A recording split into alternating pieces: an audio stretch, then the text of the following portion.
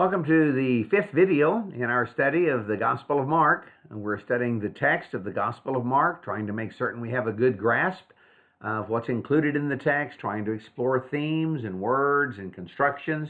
But we also have another purpose, and that's the purpose of helping us to understand what Mark is communicating about discipleship, walking the way of discipleship, what it means to be a disciple of Jesus Christ. So we come to another section of text. In this section of text, we're thinking about another question, the question of who can see clearly. The first question that we raised in our study of Mark was chapter 1 through 4 was the question, who is Jesus?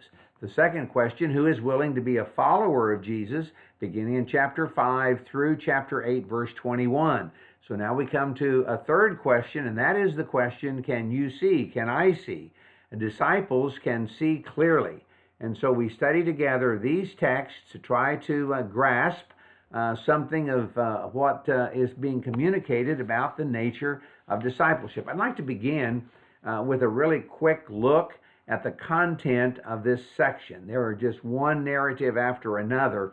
And let me just comment that the first narrative and the last narrative are both blind man stories. So what we have is a blind man story.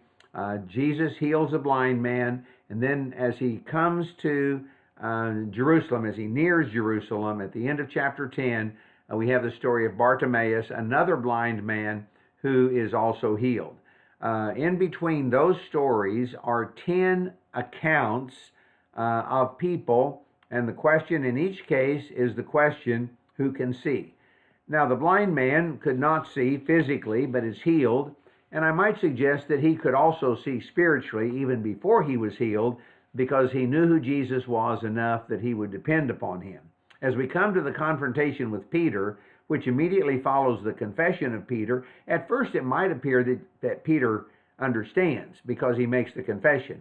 But as Jesus confronts him and accuses him of thinking about human things more than God things, we see that Peter in reality does not understand. He cannot see. In the first prediction of Jesus' death, it clearly says that the disciples did not understand. On the Mount of Transfiguration, it's clear also that Peter and James and John did not have the foggiest idea, kind of a play on words with the cloud coming down. They did not understand at all what was going on. As they come down from the Mount of Transfiguration, we could perhaps affirm that the Father with the convulsive Son does in fact see, although he himself says, I do believe, help my unbelief. In the second prediction of the death of Jesus, in chapter 9, verse 30, it clearly says again that the disciples could not see. The encounter with the Pharisees about divorce. After that, the Pharisees were not understanding. In the house, the disciples also have to ask Jesus about his teachings. The story of the children is perhaps an illustration. I suppose one could affirm that the children do understand. At least they are examples of what it means to be kingdom people. The rich young man does not understand. Peter's question, what then will we get? We've left everything. It seems that he is still clueless, does not understand. The third prediction of the death of Jesus, it again clearly says the disciples do not understand. It's clear that James and John, asking their question about seats of honor or seats of glory, do not understand, which brings us to the story of blind Bartimaeus. And again, we could affirm that he does see. Now, as we read the story of the blind man, the first story, beginning in 8:22, we're in an area called Bethsaida, probably on the northeast corner of the Sea of Galilee. But by the time we come to the confession of Peter, the text brings us to Caesarea Philippi. As we move from 8:27 in Caesarea Philippi to the story of Bartimaeus just before the entry to Jerusalem, we're going to move from the far north end of Israel to the area around Jerusalem. Jesus is on a journey. Jesus is on the way. He's on the way that John came to prepare. And we are called to accompany him on the way. We are called to understand what it means for us to be on the way of discipleship. Now, let me just mention some verses. I'm not going to read all of them, but if you're interested in the occurrence of this phrase, on the way, especially in this section, We see it first in 8:27. On the way, Jesus asked them, "Who do people say that I am?" An important part of his identity. As we come to the last part, chapter 10 and verse 52, Jesus says, "Go, your faith has healed you." Immediately, he received his sight, but he followed Jesus on the way.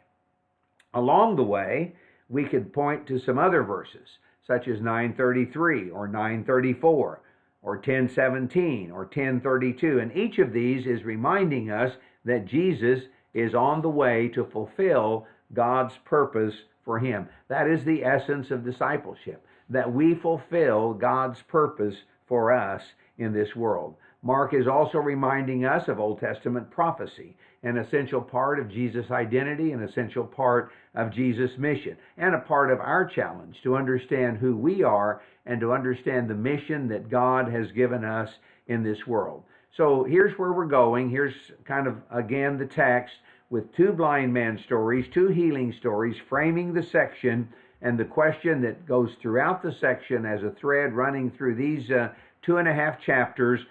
Who can see? The blind man can see even before they're healed, and Jesus is trying to do for everyone what he did for the blind men. Jesus wants a disciple, the disciples that he has chosen, to see and to know more than anything else his upcoming death and resurrection. That theme guides our study of this section. The predictions are for the disciples, not for the outsiders. These are not evangelistic texts. These are disciple-forming texts when we study them, when we grasp them, when we actually digest them and make them a part of who we are. The question always is, can I see? Can you see? Do I get it? Do you get it? They did not understand, but he is seeking to open their eyes. And so here we are, 12 stories that are part of the larger story, the story of discipleship, the story that Mark calls the beginning of the gospel of Jesus Christ, the Son of God. And we will come back and visit especially the 3 passion predictions, the predictions of Jesus' death, in the next video. But we're going to leave those for the time being, and we can talk about these particular stories in our online class, or you can study them further and make notes. They're not difficult. I think once you put them in the context of the theme that we've identified. But I think there's one event that deserves special attention as we close, and that will bring us back to the very first part of the text today. Following the announcement of who he is, Peter's confession, the confrontation with Peter, the prediction of Jesus' death, that we have beginning in 8:31. After these events, Jesus lays out the conditions for discipleship. And he lays them out in the words of verses 34 through 38. If anyone would come after me, he must deny himself, take up his cross and follow me. Whoever wants to save his life will lose it. Whoever loses his life for me and for the gospel will save it. What good is it to gain the whole world and forfeit your soul? What would you give in exchange for your soul? If you're ashamed of me and my words in this adulterous, sinful generation, the Son of Man will be ashamed of you when he comes in the Father's glory. I tell you the truth, some standing here will not taste death before they see the kingdom of God come with power. There's 2 sections here, but they're really put together. I think 9:1 should be read with 8:34 through the end of the chapter. We've spent a lot more time looking at 9:1 and the coming of the kingdom in the lifetime of those that were listening to Jesus, the coming of the kingdom on the day of Pentecost. We spent a lot less time focusing upon Jesus' description of the conditions for discipleship. We've read one much more carefully than the other. Now, these immediately follow Jesus' prediction of his death. As he was telling them that he must suffer many things, be rejected, killed, and after 3 days be raised again. And they didn't understand. And the question that must come to us is, do we really understand? Do we really grasp what Jesus is saying here? It seems to me that this is in a way, the center point of the entire section. At least it's the hinge upon which we enter our study of this section, because clearly the end is in view. The glory is revealed. The glory is to be seen. The glory will come not by keeping our lives, not by maintaining our lives, not by protecting our lives. The glory will come by giving our lives. The glory will come by following Jesus faithfully, fully, regardless of where that leads us. The glory will come in serving others. The glory will come as we give our lives sacrificially, even as he gives his life sacrificially. But that is to look at the nature of our world through the viewpoint of God and not through the viewpoint of human beings. That was the problem of Peter, according to what Jesus said in the confrontation. You're looking at the things of men, not the things of God. You're not looking at the nature of what I'm going to be, what I'm going to do, what I've been called to do, my journey of discipleship, if you will, my journey to the fulfillment of God's will for me. You're not looking at this through God's viewpoint. You're looking at it from a strictly human viewpoint. And so the key is to keep the end in view. So if you've traveled with me this far, you know that the disciples are still pretty unaware of what's going on. They're kind of clueless.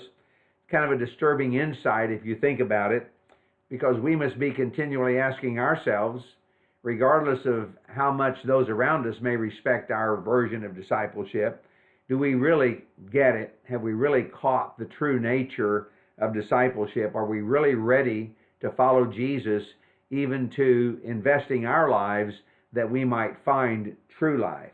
If we see who Jesus really is, if we're really committed, if we're really willing, if we're genuinely committed to being a follower of Jesus Christ, that can make all the difference. And so we work through these thoughts, again, trying to put a cap on the study that we've undertaken with 3 application questions. Having read this section, having looked at it, having spent a little time analyzing it, what do I understand? What am I learning? What is helping me see more clearly the nature of discipleship? How do I feel about that? Is that a threat to me? Is that a challenge to me? Am I feeling good about it? There are a lot of ways to deal with emotions besides bad, sad, glad. And so we need to think of creative words emotionally to think about our own personal investment in the story. But ultimately, the question that we're headed toward is the question of, now what do I do?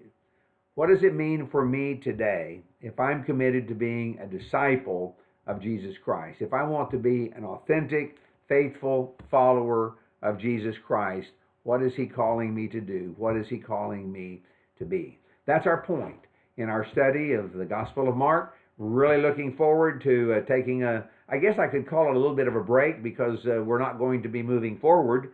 We're going to spend some time in the same text again in the next video, in the next class. I hope that you'll be able to be with us. I think it'll be a blessing to you.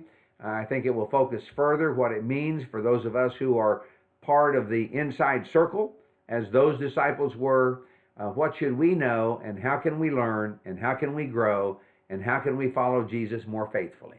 That's our goal. I pray God's blessings on you as you strive to follow him in the path of discipleship, as we grow together, as we study the Gospel of Mark, as we learn to walk the way of discipleship. God bless.